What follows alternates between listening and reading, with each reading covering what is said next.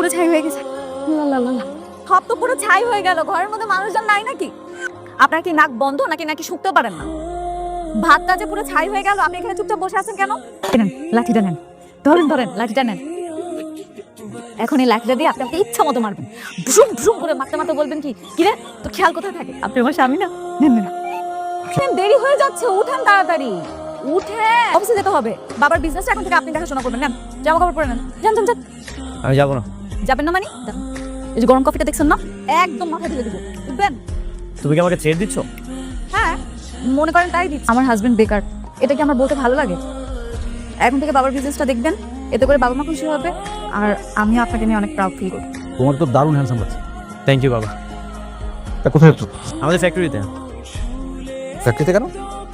মানে কোনো সমস্যা? না না, কোনো সমস্যা না। ভাবলাম আজ থেকে আমাদের ফ্যাক্টরিতে আমি